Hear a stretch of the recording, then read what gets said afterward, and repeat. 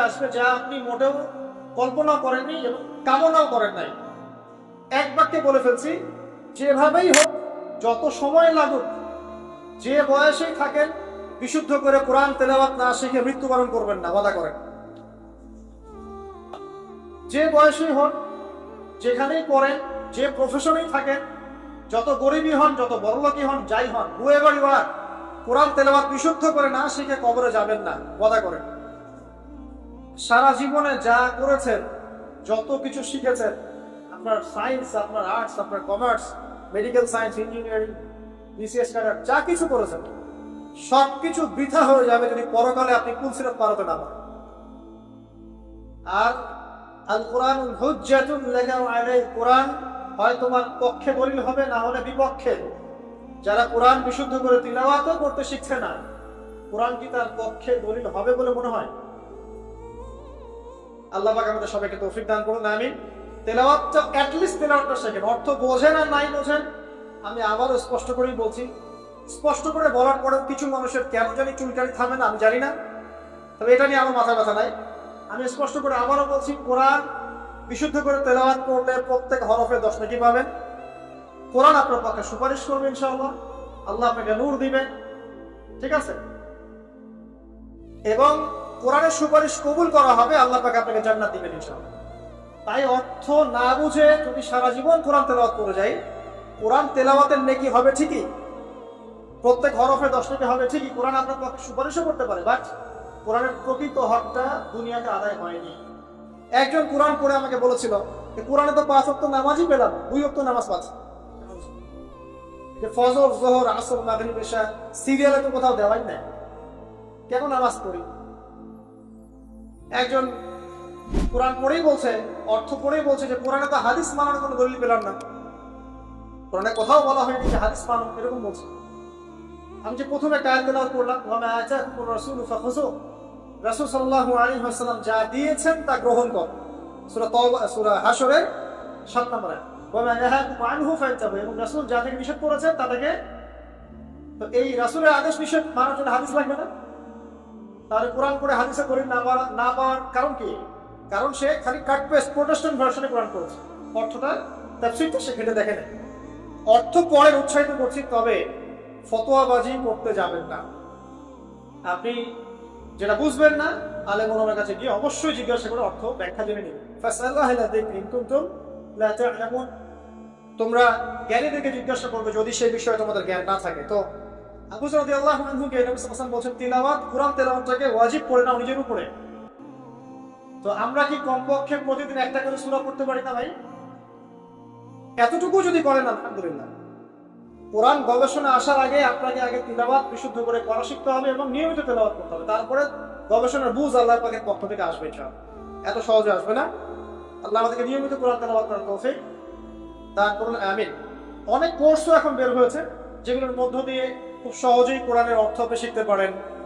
আপনি আরবি ব্যাকরণ শিখতে পারেন, আরবি ভাষা শিখতে পারেন, হ্যাঁ, কোরআনিক গ্রামার শিখতে পারেন, বা বিশুদ্ধ করে মদ মাখরাজের সাথে কোরআন শিখতে পারেন। অনলাইনেও আছে, অফলাইনেও আছে। যে মৃত্যুর আগে কমপক্ষে একটা বার কোরআনটা অর্থ সহ পড়েন, আর অবশ্যই বিশুদ্ধ করে কোরআন তেলাওয়াত করতে শেখেন।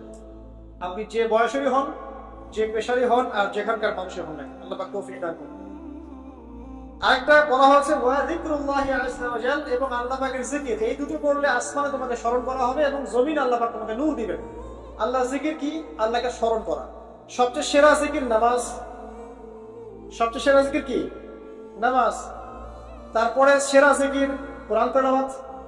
কোরআনকে আল্লাহ পাক জিকির বলেছেন, ইন্না নাহনু নাযালনা যিকরা ওয়া ইন্না লাহু লাহাফিজুন।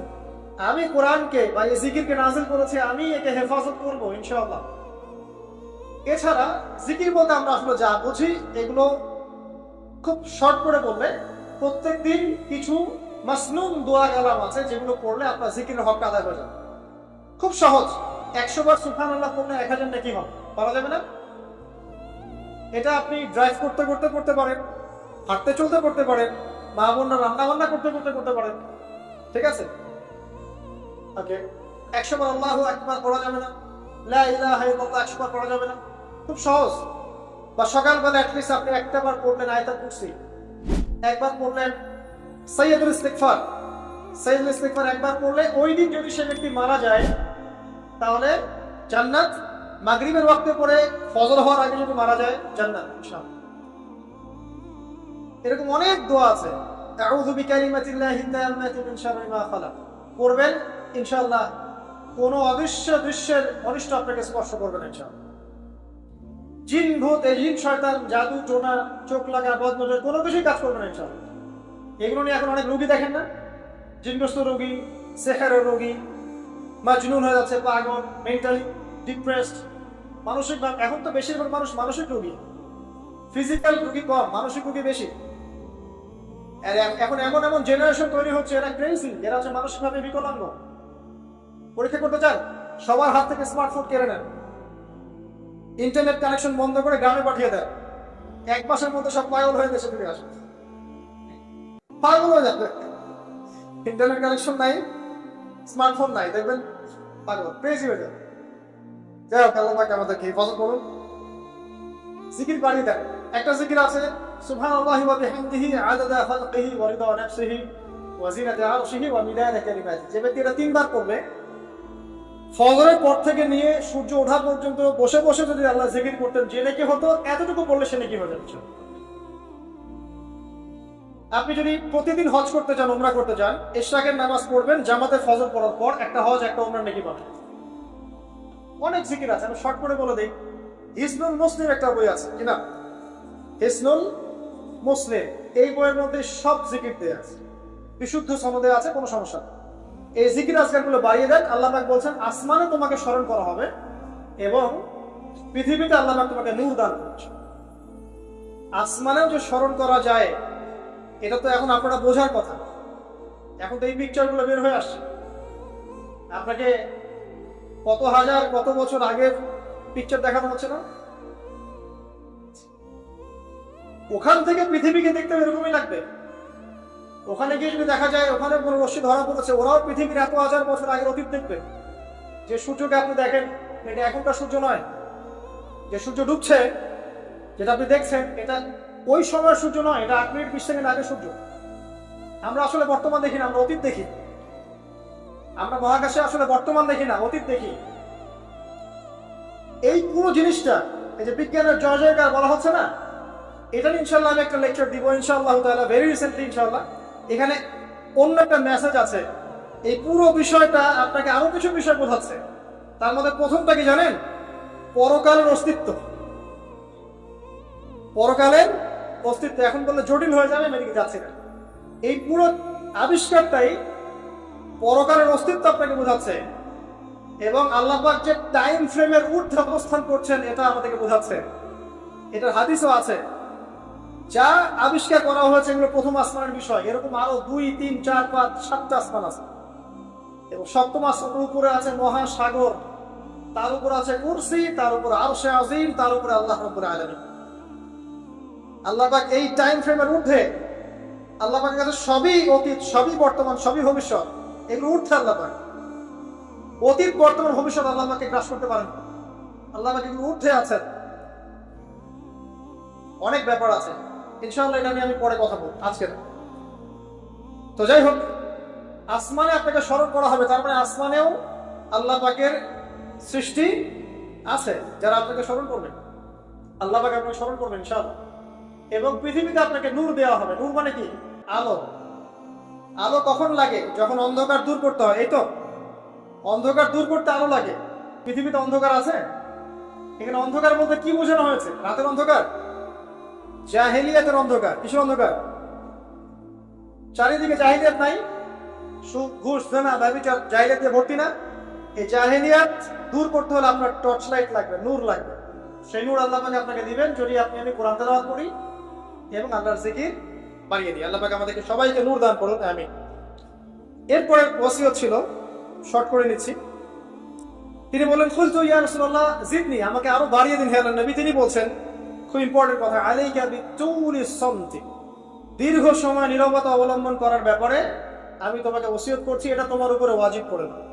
দীর্ঘ সময় চুপ করে থাকাটা একটা মারিফতের পরিচয়। যখন আপনি চুপচাপ থাকবেন, খুব বেশি কথা বলবেন না, বেশি অপ্রয়োজনীয় কথা বলবেন না, প্রয়োজনীয় কথা বলবেন, আল্লাহর পক্ষ থেকে আপনার কলমের উপরে ইলম আসবে, ইলমে লাদুনি আল্লাহর পক্ষ থেকে আসবে ইনশাআল্লাহ। দেখবেন ঠান্ডা মাথায় চিন্তা করলে সুন্দর গোছানো চিন্তা করা যায় না, এলোমেলো হবে না চিন্তাগুলো তখন। এবং যদি আমরা বেশি ব্যস্ত থাকি, বেশি কথা বলি, তখন কিন্তু চিন্তাগুলো এলোমেলো হয়ে যায়। এটা বলা হচ্ছে প্রয়োজনীয় বিষয়গুলোর ক্ষেত্রেও কথার ক্ষেত্রে সতর্কতা অবলম্বন করে।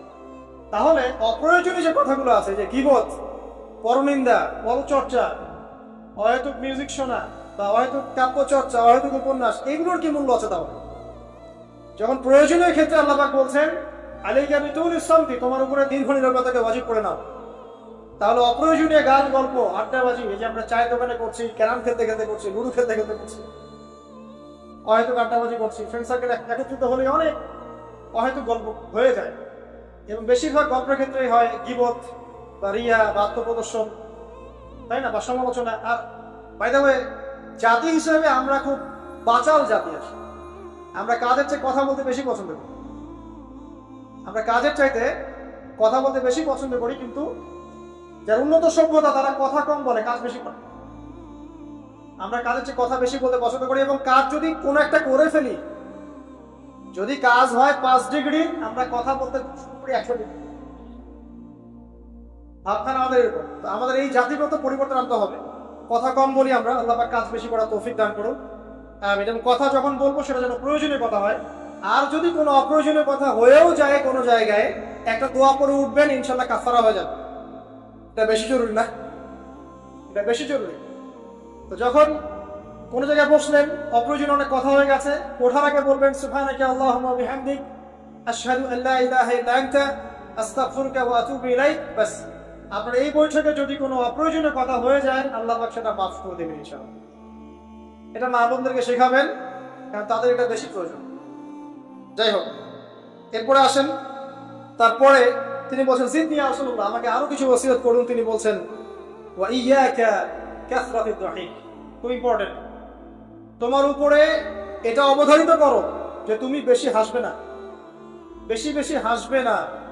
সূরা তাওবার মধ্যে একটা আয়াত আছে, তারা বেশি বেশি হেসে নিক, অচিরে তারা এমন অনেক বেশি কান্নাকাটি শুরু করবে। তারা হেসে নিক, অচিরেই তারা অনেক বেশি কান্নাকাটি শুরু করবে। নবী সাল্লাল্লাহু আলাইহি ওয়াসাল্লাম হাদিসে বলেছিলেন, তোমরা যদি জানতে আমি যা জানি, আল্লাহর পক্ষ থেকে আমি যা জানি, তোমরা যদি তা জানতে, তাহলে তোমরা একটা মাঠে একত্রিত হয়ে যেতে, স্ত্রীকে ছেড়ে দিয়ে একটা মাঠে একত্রিত হয়ে যেতে এবং সেজদায় পড়ে কান্নাকাটি শুরু করতে। তোমরা যদি জানতে আমি যা জানি, তোমরা সেটা জানো না। তো বেশি হাসাটার কুফল কি? নবী সাল্লাল্লাহু আলাইহি ওয়াসাল্লাম বলছেন ফাইন্নাহু ইউমিতুল কলব। এটা ওই যে কলবের কথা বললাম, কলবের যত্ন নিতে হবে, কলবকে মেরে ফেলবে। বেশি বেশি হাসলে কলবকে মেরে ফেলবে। আবার এখন দেখি কিছু ব্যায়ামের অ্যাসোসিয়েশন বের হয়েছে, এরা সবাইকে হাসায় হো হো করে, এরা সবাইকে হো হো করে হাসায়, বলে জোরে জোরে হাসলে হার্টের অসুখ নাকি কম হয়। আর আল্লাহ রাসূল বলছেন যারা বেশি বেশি হাসে এদের কলব মরে যায়। নবীজি কেমন করে হাসতেন? নবী সাল্লাল্লাহু আলাইহি ওয়াসাল্লাম মুচকি হাসতেন। তিনি হাসতেন, এমনকি বলা হচ্ছে হাদিসে নিজের দিনী ভাইয়ের সাথে, মুসলিম ভাইয়ের সাথে হাসি মুখে সাক্ষাৎ করলে নেকি হয়, আমল নামে নেকি লেখা হয়। তো হাসবো অবশ্যই, আমরা কখনই মানে হাসা কমিয়ে দিব, অবশ্যই হাসবো, তবে অট্ট হাসি না। অট্ট হাসি নিজের হৃদয়টাকে কি করে, মেরে ফেলে, মুচকি হাসি। আর নবীজি কখনো কখনো এমন ভাবে হেসেছেন যে তার দাঁত দেখা গেছে, এমন ভাবেও হেসেছেন, কিন্তু সেটা সংখ্যা খুব কম ছিল। তো আসুন, এর একটা কুফল আছে, এবং এই অট্ট হাসি বেশি বেশি দেওয়ার ফলে চেহারার যে নূর, মুত্তাকি মানুষ যারা, নামাজি মানুষ যারা কোরআনের সাথে সম্পর্ক রাখে, দেখবেন চেহারা একটা নূর থাকে, একটা আলো থাকে, আল্লাহর পক্ষ থেকে একটা নূর থাকে, একটা রব থাকে, একটা প্রভাব থাকে। রব মানে প্রভাব। তো বেশি বেশি জোরে জোরে হাসতে চেহারার নূর কমে যাবে। একটু খেয়াল করে দেখবেন, আপনি 5 ওয়াক্ত সালাত জামাতের সাথে করার চেষ্টা করেন, নিয়মিত তাহাজ্জুদে উঠতে অভ্যাস করেন, দেখবেন ফজরের ওয়াক্তের দিকে আপনার চেহারা দিয়ে কিছু একটা নূর বের হচ্ছে। এটা হবে, দেখবেন চেহারাটা নূরানি লাগবে। দেখবেন অনেক ভাই যারা মারা গেছেন, জানাজা পড়াতে গিয়ে দেখবেন চেহারা নূরানি, চেহারাতে আলো বের হচ্ছে। আর মানুষ যত বেশি পাপ করতে থাকে, চেহারার নূর তত কমতে থাকে, চেহারার নূর তত কমতে থাকে। যত বেশি প্রকাশ্য আর গোপন পাপ মানুষ করতে করতে থাকে, চেহারা নূর করতে থাকে, তবে অনেক নুরানি চেহারার পিছনেও কিন্তু শয়তান থাকে, এটাও মাথায় রাখতে হবে। তো আল্লাহ পাক আমাদেরকে, আল্লাহ পাকের প্রকৃত মুত্তাকি বান্দা হওয়ার তৌফিক দান করুন, আমিন। আর দুটো ওসিয়ত তিনি করেছেন, সেটা হলো যে কুলতু জিদনি ইয়া রাসূলুল্লাহ, আমি বললাম ইয়া রাসূলুল্লাহ আমাকে আরো বাড়িয়ে দিন, আরো ওসিয়ত করুন। তিনি বলছেন কুলিল হাক ইন কানা মুররান, সব সময় সত্য কথা বলবে যদিও এটা তিতা শোনায়, মানুষের কাছে তিক্ত মনে হয়, তুমি সত্য কথা বলবে। সত্যের সংজ্ঞাটা আমাদের জানতে হবে। সত্যের সংজ্ঞাটা আমরা যা শিখেছি এটা চূড়ান্ত সংজ্ঞা নয়। সত্যের ডেফিনেশন হচ্ছে সূরা কাহফের 29 নম্বর আয়াতে আছে। কোন সূরায়? সূরা কাহফ 29 নম্বর আয়াতে আছে। আল্লাহ পাক বলেছেন ওয়াকুলিল হাক্কু মির রাব্বিকুম ফামান শাআ ফালইউমিন ওয়া মান শাআ ফালইয়াকফুর। সত্য সেটাই, ভালো করে শোনেন, সত্য সেটাই যা তোমার রবের পক্ষ থেকে নাযিল হয়। যার ইচ্ছা হয় সে মেনে নিক, ঈমান আনুক, যার ইচ্ছা হয় অস্বীকার করুক। ইন্না আতাদনা লিযালিমিনা নারা, আমি জালেমদের জন্য আগুন প্রস্তুত করেছি, ইলা আখিল আয়াত। তো এখানে আল্লাহ পাক সত্যের ডেফিনেশন দিয়েছে, দ্য ডেফিনেশন অফ ট্রুথ। সত্যের ডেফিনেশন কি? আল্লাহর পক্ষ থেকে যা নাজিল হবে সেটাই সত্য। আল্লাহর পক্ষ থেকে তাওরাত নাজিল হয়েছে, ঠিক আছে, জাবুর নাজিল হয়েছে, ইনজিল নাজিল হয়েছে, সুহফ ইব্রাহিম মুসা নাজিল হয়েছে, কোরআন নাজিল হয়েছে। যখন তাওরাত নাজিল হয়েছিল, তাওরাত ওই যুগের জন্য সত্য মিথ্যার চূড়ান্ত মানদণ্ড ছিল, এখন না, কারণ সেটা রহিত হয়ে গেছে। জাবুর ওই যুগের জন্য সত্য মিথ্যার চূড়ান্ত মানদণ্ড ছিল, ইনজিল ওই যুগের জন্য ছিল। যখন থেকে কোরআন নাজিল হয়েছে এবং সুন্নাহ এসেছে, কিয়ামত পর্যন্ত সত্য মিথ্যার এর বাইরে কোনো মানদণ্ড আছে? তবে যে কোনো বুদ্ধি, যে কোনো দর্শন বা ফিলোসফি, যে কোনো স্কুল অফ থট, যে কোনো মতবাদ, যে কোনো বৈজ্ঞানিক আবিষ্কার, যেটাই হোক না কেন, যদি কোরআন এবং সুন্নাহর সাথে মিলে যায়, সাংঘর্ষিক না হয়, সেটাকে মেনে নিতে আমাদের কোনো আপত্তি নেই, ঠিক আছে। কিন্তু যে কোনো বিজ্ঞান বা দর্শন বা যুক্তি বা মানব রচিত কোনো মতবাদ, যেটাই হোক, যে কোনো স্কুল অফ থট বা ফিলোসফিক্যাল থট, এগুলো কোরআন এবং সুন্নাহর সাথে যদি না মিলে, সাংঘর্ষিক হয়, সেক্ষেত্রে এটা না মানাই আপনার আমার উপর ওয়াজিব। এটা সত্য মিথ্যার মানদণ্ড থাকবে না। এখন আমাদের কাজ কি? জাস্ট এগুলোকে মিলিয়ে দেখা কোরআন সুন্নাহর সাথে, এগুলো মিলছে কিনা, ব্যাস। ওয়াইন কানা মুররান, যদি সত্য তিতাও হয় তবুও বলতে হবে। যদি চাকরি চলেও যায়, ইমাম সাহেবকে সুদের এগেইনস্টে বলতে হবে, বলা শিখতে হবে। ঘুষের এগেইনস্টে বলা শিখতে হবে, দুর্নীতির এগেইনস্টে বলা শিখতে হবে। ওয়াইন কানা মুররান, যদি তিতাও লাগে, তবে বলার ভাষাটা এগ্রেসিভ হবে না, মানুষকে আঘাত করে বলার ব্যাপারটা ইসলাম সমর্থন করছে না। কিভাবে? ফেরাউনের কাছে নবী মুসা আলাইহিস সালামকে দাওয়াত দিতে পাঠানো হচ্ছে। ফেরাউন, এই যে হামান, কারুন নাম মনে আছে তো, তাদের কাছে পাঠানো হচ্ছে নবী মুসা এবং তার ভাই হারুন আলাইহিস সালামকে। আল্লাহ পাক এখন তাদেরকে বলছে কি, যাহাবা ইলা ফিরাউন, তোমরা দুজনে ফেরাউনের কাছে যাও, ফাকুলা লাহু কাওলান লাইয়িনা, ফেরাউনের কাছে গিয়ে নরম ভাষায় কথা বলো, লাআল্লাহু ইয়াতাযাক্কারু আও ইয়াখশা, হতে পারে সে উপদেশ গ্রহণ করবে এবং আমাকে ভয় করবে। তো প্রেজেন্টেশন একটা ব্যাপার আছে। আল্লাহ নবী মুহাম্মদ সাল্লাল্লাহু আলাইহি ওয়াসাল্লামকে বলছেন যে উদউ ইলা সাবিলি রাব্বিকা বিল হিকমা, তুমি তোমার রবের দিকে মানুষকে ডাকো প্রজ্ঞার সাথে, ওয়া মাউইযাতিল হাসানা, এবং উত্তম উপদেশের সাথে, রুড ভাবে না, এগ্রেসিভলি না, আর চরম পন্থার প্রয়োগ করে নয়, এমন ভাবে যাতে করে সত্যটা উপস্থাপিত হয় এবং আপনার ভাষায় উপস্থাপনা, এক্সপ্রেশন এবং অ্যাটিটিউডটা এগ্রেসিভ মনে না হয়, ঠিক আছে। এই বিষয়টা খেয়াল রাখা উচিত আমাদের। আমরা যারা ওয়াইজ বা বক্তা বা খতিব বা দায়ী আছি, মানুষকে আঘাত করে কথা বলে আসলে ফায়দা খুব একটা হয় না, বরং তাকে যদি বুঝিয়ে দেওয়া যায়, সত্যতা উপস্থাপন করা যায়, আর আল্লাহ যদি তার তাকদীরে হেদায়েত লিখে রাখেন, ইনশাআল্লাহ সে হেদায়েত পাবে। আর যদি নাও পায়, আপনার দায়িত্ব শেষ। ফাযাক্কির ইন্নামা আনতা মুযাক্কির, আপনি উপদেশ দিন, আপনি শুধু উপদেশদাতা, লাসতা আলাইহিম বিমুসাইতির, আপনি কারোর প্রতি দারোগা নন। ফাযাক্কির ইন নাফাআতিদ যিকরা, আপনি উপদেশ দিন, যদি উপদেশ কাজে আসে, সায়াযাক্কারু মান ইয়াখশা, যারা আল্লাহকে ভয় করে তারা শীঘ্রই উপদেশ গ্রহণ করবে ইনশাআল্লাহ। আল্লাহ পাক আমাদের সবাইকে প্রকৃত দায়ী হওয়ার তৌফিক দান করুন, আমিন। একজনের কথা বলে আমি সামনে যাচ্ছি। মুসআব বিন উমাইর রাদিয়াল্লাহু আনহু, ইসলামের ইতিহাসের প্রথম দায়ী, যাকে নবী সাল্লাল্লাহু আলাইহি ওয়াসাল্লাম মক্কা থেকে মদিনায় পাঠিয়েছিলেন, যিনি বিলাসী জীবন যাপন করতেন জাহিলি যুগে। তার এত দামি পারফিউম ছিল, আতর ছিল, খুশবু ছিল, যে মক্কায় কারো কাছে নাই, বুঝতে পারছেন? ইসলাম কবুল করার পরে তার অবস্থা এমন হয়েছিল যে তার একাধিক পোশাকও নাই যেটা চেঞ্জ করে নামাজ পড়বেন।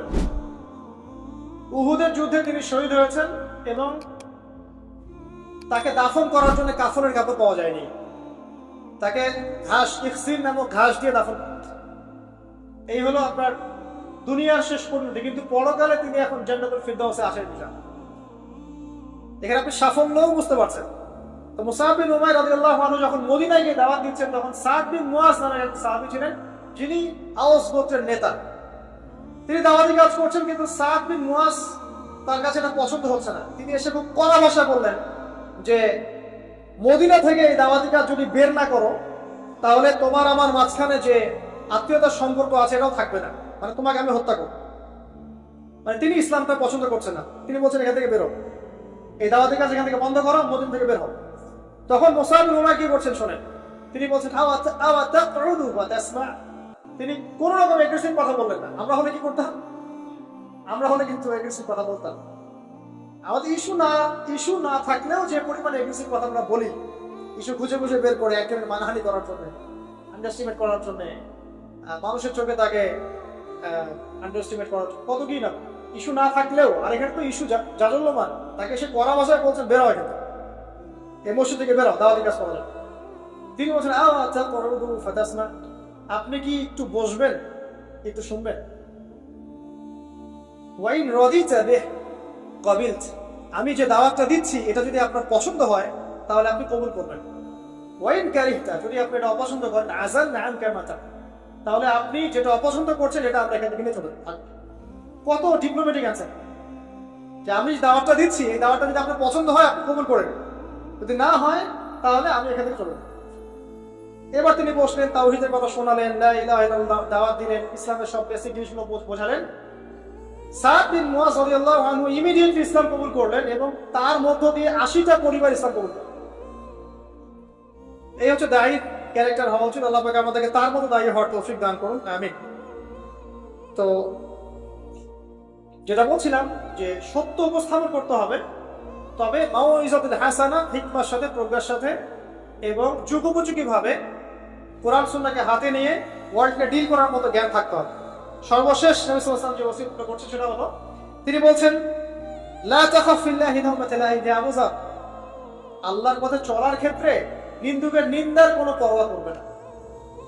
আল্লাহর পথে যখন তুমি চলতে শুরু করবে, কোন চলা? প্রকৃত চলার কথা বলছি, কথিত চলার কথা বলছি না। আমরা কিন্তু ম্যাক্সিমাম কথিত চলি, আর প্রকৃত চলার কথা বলছি। মানে ইসলামের বেসিক প্রতিটা বিষয় আপনি মেনে চলেন, এটা প্রকৃত চলা। এবং নিষেধ, বেসিক নিষেধ সব ছেড়ে দেন, এর নাম প্রকৃত চলা।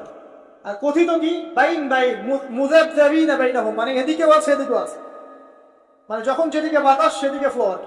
ঠিক আছে, পাবলিক দেখলো, একটা ফতোয়া দিলাম, পাবলিক চেতে গেল, ফতোয়া চেঞ্জ করে দিল, মুযাবযাবিনা বাইনাহুম।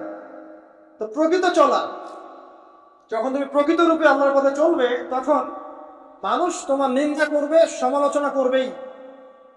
মানুষ নিন্দা করবেই, সমালোচনা করবেই।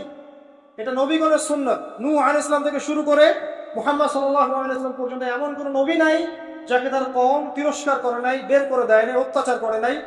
কোন কোন ক্ষেত্রে নবীদেরকে হত্যা পর্যন্ত করা হয়েছে। তো নবীগণের যে নিষ্পাপ কোনো মানুষ আছে, তাহলে তাদেরকে এই ভোগান্তি কেন পোহাতে হলো? তারা কি আমার হচ্ছে অন্য কোনো ইসলাম ফলো করতেন? তাহলে আমরা এমন কোনো ইসলাম ফলো করছি যেটা করলে আমাদের সব ঠিক থাকে, চাকরিও যায় না, পরিবারে সব ঠিক থাকে, এদিকে আমি ব্যবসাও লাভ উন্নতি করছি, ঠকাচ্ছি, আবার আমার হজমরাও ঠিক আছে, মাশাআল্লাহ। সো এমন ইসলামের কথা বলা হচ্ছে এখানে, যে ইসলাম পালন করলে পরিপূর্ণ ইসলাম যারা পালন করছে না এরা তখন আপনাকে নিন্দা করবে, সমালোচনা করবে, আপনাকে তিরস্কার করবে। এটা শুরু হবে আপনার পরিবার থেকে। আপনি টোটাল ইসলাম ফলো করার চেষ্টা করেন, আপনার পরিবার থেকে বাধা শুরু হবে ফার্স্ট অফ অল, এখান থেকে। তারপরে সমাজ মেনে নিবে না, তারপরে দেখা যাবে ধর্ম নেতারা মেনে নিবে না। প্রচলিত একটা সিস্টেম চলছে, আপনি এসে একটা নতুন কিছু বলছেন, তখন এরা মেনে নিবে না, যে নতুন বিষয়টা অবশ্যই কোরআন সুন্নাহর সাথে মিল আছে। তারপরে সর্বোচ্চ লেভেল ফেরাউন নমরুদ পরে, ওটা সবার আগে আসবে। তবে নবীজি বলছেন সাল্লাল্লাহু আলাইহি ওয়াসাল্লাম, লা তাখাফা ফিল্লাহি লাওমাতা লাইম, কোন নিন্দুকের নিন্দা বা সমালোচনার পরোয়া করবে না। মনে রাখবেন, যারা বীর তাদের গায়ে আঘাতের চিহ্ন থাকে। যারা কাপুরুষ এদের গায়ে কখনো আঘাতের চিহ্ন থাকে। আর যারা ইসলাম ফলো করেও খুব পুত পবিত্র থাকতে চায়, ডানেও যাবো না বামেও যাবো না, এভাবেই সব চলবে, তাদের ইমান, ইসলাম এবং ইহসান নিয়ে নতুন করে ভাবার সময় এসেছে। আল্লাহ পাক আমাদেরকে প্রকৃত ইসলাম ফলো করার তৌফিক দান করুন, আমিন। এই জাতিগত পরিবর্তন আনতে হবে। যে যে সেক্টরে আছি আমরা, সেই সেক্টরে দক্ষ মানুষদেরকে সেই জায়গায় নেতৃত্ব দিতে হবে। তখন দেখবেন ইনশাআল্লাহ সমাজে সুশৃঙ্খলতা আসবে, শৃঙ্খলা আসবে ইনশাআল্লাহ। আপোষের যে ভেদাভেদ, কাদা ছোড়াছুড়ি এবং অতিরিক্ত কথা বলার মানসিকতা এবং কম কাজ করার মানসিকতা, এগুলো চলে যাবে ইনশাআল্লাহ। আল্লাহ পাক আমাদের সবাইকে আবু সাঈদ রাদিয়াল্লাহু আনহুর এই প্রশ্নোত্তরের মধ্য দিয়ে যে ওসিয়তগুলো আমরা পেলাম, এগুলোর উপরে আমাদের সবাইকে আমল করার তৌফিক আল্লাহ পাক দান করুন, আমিন। আমি শেষ করার আগে জাস্ট পয়েন্টগুলো একবার বলছি। এই হাদিসের মধ্যে নবী সাল্লাল্লাহু আলাইহি ওয়াসাল্লাম যে ওসিয়তগুলো করেছেন, এক, তাকওয়া অবলম্বন করতে হবে, তাকওয়া মানে আল্লাহ ভীতি। এটা আমাদের প্রতিটা আমলকে সুন্দর করে দিবে ইনশাআল্লাহ, এটা এক নাম্বার। দুই, কোরআন তেলাওয়াত নিজের উপরে ওয়াজিব করে নিতে হবে এবং আল্লাহর জিকিরকে নিজের উপর ওয়াজিব করে নেওয়া লাগবে। তাহলে কি হবে? আল্লাহ আসমানে আমাদেরকে স্মরণ করবেন এবং পৃথিবীতে আল্লাহ পাক এই জাহিলিয়াতকে পাশ কাটিয়ে চলার মতো নূর আমাদেরকে দান করবেন ইনশাআল্লাহু আযজা ওয়া জাল। তারপরে নবীজি বলেছেন যে দীর্ঘ সময় নীরব থাকার একটা অভ্যাস তৈরি করো, নীরবতা অবলম্বনের চর্চা করো, তাহলে কি হবে? তোমার দিনের কাজগুলো গুছিয়ে আসবে ইনশাআল্লাহ। আল্লাহ পাকের নূর পাওয়া যাবে, মারিফত অর্জন হবে। তারপরে নবী সাল্লাল্লাহু আলাইহি ওয়াসাল্লাম বলেছেন যে বেশি বেশি হাসা থেকে বিরত থাকবে। বেশি বেশি অট্টহাসি দিলে কলব মরে যায় এবং চেহারা নূর জ্যোতি চলে যায়। শেষের দিকে নবীজি বলেছেন সাল্লাল্লাহু আলাইহি ওয়াসাল্লাম যে সব সময় সত্যের উপর থাকবে, সত্য কথা বলবে, যদিও সেটা তিতা হয়, যদিও সেটা তিক্ত হয়। এরপর তিনি বলেছেন আল্লাহর পথে চলার ক্ষেত্রে কোনো নিন্দুকের নিন্দার পরোয়া করবে না। এবং সর্বশেষ তিনি বলেছেন অন্যের সমালোচনা করার ক্ষেত্রে তোমার মন যদি সায় দেয়, তাহলে তোমার নফসকে কন্ট্রোল করবে, এটা এই ধারণার ভিত্তিতে যে ওই দোষটা তোমার মধ্যেও আছে। আল্লাহ পাক আপনার সবাইকে আজকের এই হাদিস থেকে শিক্ষা অর্জন করার তৌফিক দান করুন, আমিন। আমরা দোয়া করি আল্লাহ পাক আমাদের সবাইকে যেন কোরআন এবং সুন্নাহর চর্চা করার তৌফিক দান করেন এবং কোরআন এবং সুন্নাহ মাফিক জীবন গড়ার তৌফিক দান করেন।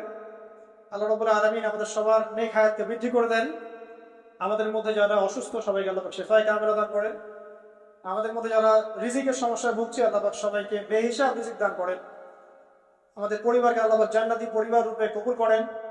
আমাদের আগামী প্রজন্মকে আল্লাহ পাক ইসলামের জন্য কবুল করেন।